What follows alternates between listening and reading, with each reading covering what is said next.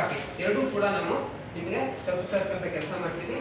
ನಿಮಗೆ ಇನ್ನೂ ಡೌಟ್ ಬಂತು ಅಂತಂದ್ರೆ ನಮ್ಮ ಎಲೆಕ್ಷನ್ CEO ಕರ್ನಾಟಕ ಗೌರ್ಮೆಂಟ್ .ಅಲ್ಲಿ ಒಂದು ವೆಬ್ಸೈಟ್ ಲಿಂಕ್ ಇದೆ. ನೀವು ಅದನ್ನು ಓಪನ್ ಮಾಡಿದ್ರೆ ಎಲ್ಲವೂ ಕೂಡ ಸಿಗುತ್ತೆ ನಿಮಗೆ. 212 ಹುಣಸೂರು ವಿಧಾನಸಭಾ ಕ್ಷೇತ್ರ ಅಂತಂದ್ರೆ ಪ್ರತಿಯೊಂದು ಕೂಡ ಆನ್ಲೈನ್ ಕೂಡ ನಿಮಗೆ ಸಿಗುತ್ತೆ. ಆನ್ಲೈನ್ ಕೂಡ ನೋಡ್ಕೋಬಹುದು. ಮತ್ತೆ ಈ ಆಕ್ಷೇಪಣೆಗಳಿದ್ರೆ ಕ್ಲೈಮ್ಸ್ಗಳಿದ್ರೆ ಅದು ಯಾವ ಟೈಮಲ್ಲಿ ಮಾಡ್ತೀವಿ ಅಂತಂದ್ರೆ ಈ ಮತದಾರ ಪಟ್ಟಿ ಅಂದ್ರೆ ASDO ವಿವರಗಳನ್ನ ಪಟ್ಟಿಯನ್ನು ಈಗಾಗಲೇ ನೋಂದಾಯಿತ ಮಾನ್ಯತೆ ಪತ್ರ ನಿಮ್ಗೆ ಎಲ್ರಿಗೂ ಕೂಡ ಕೊಟ್ಟಿದ್ದೀವಿ. ಅದರಲ್ಲೂ ಕೂಡ ASD ಪಟ್ಟಿಗಳು ಕೂಡ ಈಗಾಗಲೇ ನಿಮಗೆ ಹಿಂದೆ ತಲುಪಿಸಿದ್ದೀವಿ. ನಾವು ಫೈನಲ್ 17ನೇ ತಾರೀಕಿಗೆ ನಿಮ್ಗೆ ಅಂತಿಮವಾಗಿ ASD ಪಟ್ಟಿಯನ್ನು TS ವೈಸು ತಲುಪಿಸಿದ್ದೀವಿ. ಅದರಲ್ಲಿ ಏನಾದರೂ ಹೊಸದಾಗಿ ಸೇರ್ಪಡೆ ಆಯಿತು ಈಗಲೂ ಕೂಡ ನಿಮ್ಗೆ ಅವಕಾಶ ಇದೆ. ಒಂದ್ ವೇಳೆ ಮರೆತುಬಿಟ್ಟಿದ್ರೆ ನಮೂನೆ 6 ಅಲ್ಲಿ ಕೂಡ ನಾವು ಅಪ್ಲಿಕೇಶನ್ ಕೊಟ್ಟು ಸೇರಿಸ್ತಕ್ಕಂಥ ಕೆಲಸವನ್ನ ಮಾಡ್ಬೋದು. ಮತ್ತೆ ಆಕ್ಷೇಪಣೆಯನ್ನ ಮತದಾರ ಪಟ್ಟಿಯಿಂದ ತೆಗೆದುಹಾಕಲು ನಮೂನೆ 7ರಲ್ಲಿ ಇನ್ನೂ ನಮ್ಮ ಕಣ್ ತಪ್ಪಿ ಇನ್ನೂ ಕೆಲವರು ಏನಾದ್ರು ಡಬಲ್ ಎಂಟ್ರಿ ಇದ್ದು ಆ ಕಡೆ ಇದೆ ಈ ಕಡೆ ಇದೆ ಅಂತೇಳಿ ನಿಮ್ ಕಂಡು ಬಂದು ನಮೂನೆ 7ರಲ್ಲಿ ನಮ್ಗೆ ಅವಕಾಶ ಕೊಟ್ಟರೆ ಡಿಲಿಷನ್ಗೂ ಕೂಡ ಅವಕಾಶ ಇದೆ. ಮತ್ತೆ ನಮೂನೆ 8 ಮೂಲಕ ಶಿಫ್ಟಿಂಗ್ ಕೆಲವರೆಲ್ಲ ನಮ್ಗೆ ಆಗಲೇ ಕೇಳ್ತಾ ಇದ್ರಿ, ನಾವು ಪಟ್ಟಿ ಮಾಡ್ಬೇಕಾದ್ರೆ ನನ್ನ ಬೂತ್ ಇಲ್ಲಿದೆ ಸಿಟಿ ಎಸ್ಪೆಷಲಿ ಸಿಟಿಲಿ ಸಬೀರ್ ನಗರದಲ್ಲಿದೆ, ಮನೆ ನೋಡಿದ್ರೆ ಮಾರುತಿ ಬಡಾವಣೆಯಲ್ಲಿದೆ, ನನಗೆ ಸಬೀರ್ ನಗರ ಓಟ್ ಬೇಡ, ನಾನು ಮಾರುತಿ ಬಡಾವಣೆಗೆ ಶಿಫ್ಟ್ ಆಗಿದ್ದೀನಿ. ಆ ಥರದವರು ನಮೂನೆ 8ರಲ್ಲಿ ಶಿಫ್ಟಿಂಗಿಗೆ ಅವಕಾಶ ಇದೆ. ಆ ಫಾರ್ಮ್ಗಳು ಕೂಡ ಕೊಟ್ಟು ನಾವು ಎಲ್ಲ BLOಗಳನ್ನ ಸಂಪರ್ಕಿಸಿ ನಮೂನೆ 8ಅನ್ನು ಕೊಟ್ಟರೆ ನಾವು ಶಿಫ್ಟಿಂಗ್ ಮಾಡ್ತಕ್ಕಂಥ ಕೆಲಸವೂ ಕೂಡ ಆಗುತ್ತೆ.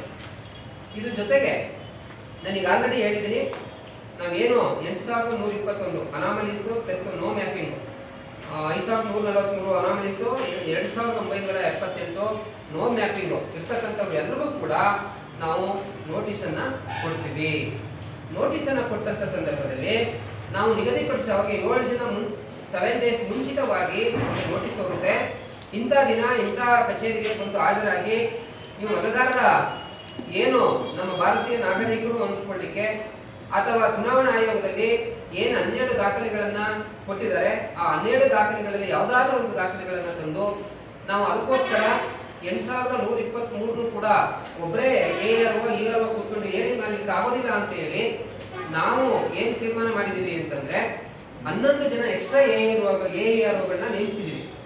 11 ಜನ ಎಕ್ಸ್ಟ್ರಾ EROಗಳಿಗೆ ನಾವು ಮಿನಿಮಮ್ ಕನಿಷ್ಠ 500ರಿಂದ ಗರಿಷ್ಠ 1000 ಬರೋ ಹಾಗೆ ಆ ಸಂಬಂಧಪಟ್ಟಂತ ಪಂಚಾಯಿತಿ ಆ ಊರುಗಳು ಎಲ್ಲಿ ಬರ್ತವೆ ಆ ಪಂಚಾಯಿತಿಗೆ ಒಂದು ಆಫೀಸನ್ನ ಮಾಡಿ ಅವ್ರ ಜನಗಳಿಗೆ ಹತ್ರ ಆ ಪಂಚಾಯಿತಿಗೆ ಬಂದು ಈಗ ನನ್ನ ಕಚೇರಿಗೆ ತಾಲೂಕು ಕಚೇರಿಗೆ ಬಂದು ಅವರು ಟೈಮ್ ಆಗುತ್ತೆ ಅಂತೇಳಿ ಅವ್ರಿಗೆ ತೊಂದರೆ ಆಗುತ್ತೆ ಅಂತೇಳಿ ಆ ಗ್ರಾಮ ಪಂಚಾಯತಿ ವ್ಯಾಪ್ತಿಯಲ್ಲಿ ಕಚೇರಿ ಓಪನ್ ಮಾಡಿದ್ವಿ.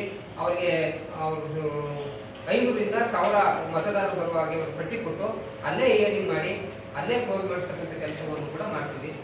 ಒಂದು ವೇಳೆ ಕೆಲವು ಊರುಗಳಲ್ಲಿ 100ಕ್ಕಿಂತ ಹೆಚ್ಚು ಏನಾದರೂ ಅಥವಾ 60-70 ಒಂದೇ ಊರಿಗೆ ಕಂಡು ಬಂದ್ರೆ ಈ ಅನಾಮಲೀಸ್ ನೋಟಿಸ್ ಕೊಡ್ತಕ್ಕಂಥದ್ದು 60-70 ಒಂದೇ ಊರಿಗೆ ಕಂಡು ಬಂದ್ರೆ ಅದೇ ಊರಿಗೆ ಕಳಿಸಿ ಅಲ್ಲಿ ಸ್ಕೂಲು ಅಥವಾ ಸರ್ಕಾರಿ ಕಟ್ಟಡಗಳು ಏನಿದಾವೆ ಅಲ್ಲಿ ಕಚೇರಿಯನ್ನು ತೆರೆದು ಅವ್ರನ್ನ ಕರೆಸಿ ಅದೇ ಊರಲ್ಲಿ ಡಾಕ್ಯುಮೆಂಟ್ ಅನ್ನ ತರಿಸಿ ಅಲ್ಲೇ ಕ್ಲಿಯರ್ ಮಾಡ್ತಕ್ಕಂಥ ಕೆಲಸವನ್ನು ಕೂಡ ಮಾಡ್ತೀವಿ. ಅದಕ್ಕೆ ನಾವು ಯೋಜನೆಗಳನ್ನ ರೂಪಿಸ್ಕೊಂಡಿದ್ದೀವಿ. ಮುಖ್ಯವಾಗಿ ಈ ತರದ್ದೆಲ್ಲ ಇರುತ್ತೆ.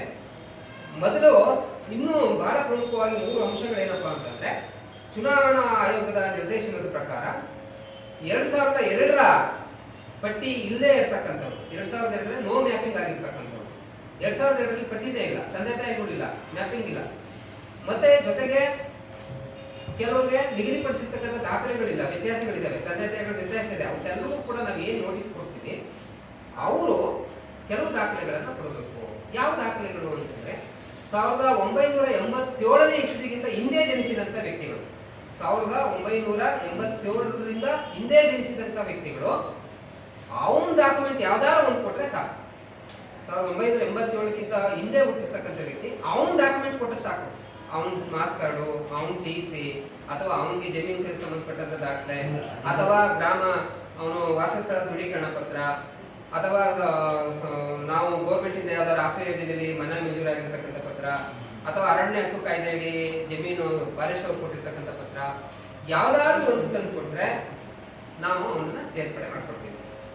1987ರಿಂದ 2002 ನಡುವೆ ಹುಟ್ಟಿರ್ತಕ್ಕಂಥವ್ರು, ಸರ್ 2004 1987ರಿಂದ 2004ರ ನಡುವೆ ಜನಿಸಿದಂತ ವ್ಯಕ್ತಿ ಅವನ ದಾಖಲೆ ಜೊತೆಗೆ ಅವರ ತಂದೆ ಅಥವಾ ತಾಯಿದು ಯಾವ್ದಾದ್ರು ಒಂದು ಡಾಕ್ಯುಮೆಂಟ್, ಅಂದ್ರೆ ಅವನ ಜೊತೆಗೆ ಅವ್ರ ಅಪ್ಪ ಅಮ್ಮಂದು ಯಾವ್ದಾದ್ರು ಒಂದು, ಎರಡನ್ನ ಕೊಡ್ಬೇಕಾಗತ್ತೆ. ಅವ್ರ ಅಪ್ಪ ಅಮ್ಮಂದು ಟಿ ಸಿ ಯಾರು ಕೊಡ್ಬೋದು, ಮಾಸ್ ಕಾರ್ಡ್ ಯಾರು ಕೊಡ್ಬೋದು, ಅಥವಾ ಮನೆ ಪತ್ರ ಕೊಡ್ಬೋದು, ಏನಾದ್ರು ಕೊಡ್ಬೋದು. ಅವನ ಡಾಕ್ಯುಮೆಂಟ್ ಜೊತೆಗೆ ಅವ್ರ ಅಪ್ಪ ಅಮ್ಮಂದು ಯಾವ್ದಾದ್ರು ಒಂದು ಕೊಡ್ಬೇಕಾಗತ್ತೆ. ಅಂದ್ರೆ ಎರಡು ಡಾಕ್ಯುಮೆಂಟ್ ಕೊಡ್ಬೇಕು. ಅವನು 1987ರಿಂದ 2004ರ ನಡುವೆ ಜನಿಸಿದಂತ ವ್ಯಕ್ತಿ. 2004ರ ನಂತರ ಜನಿಸಿದಂತ ವ್ಯಕ್ತಿ ಅವನು 3 ಡಾಕ್ಯುಮೆಂಟ್ ಕೊಡ್ಬೇಕು. 3 ಡಾಕ್ಯುಮೆಂಟ್ ಅಂದ್ರೆ ಅವನು ಕೊಡ್ಬೇಕು, ಅವ್ರ ತಂದೆನೂ ಕೊಡ್ಬೇಕು, ಅವ್ರ ತಾಯಿನೂ ಕೊಡ್ಬೇಕು. 2004ರ ನಂತರ ಜನಿಸಿದಂತ ವ್ಯಕ್ತಿಗಳು ಅಂದ್ರೆ ಇತ್ತೀಚೆಗೆ ಸೇರ್ಪಡೆ ಆಗಿರ್ತಕ್ಕಂಥ ವ್ಯಕ್ತಿಗಳೆಲ್ಲ 3 ಡಾಕ್ಯುಮೆಂಟ್ ಕೊಡ್ಬೇಕು. ತಂದೆನೂ ಕೊಡ್ಬೇಕು, ತಾಯಿನೂ ಕೊಡ್ಬೇಕು, ಅವನು ಕೊಡ್ಬೇಕು.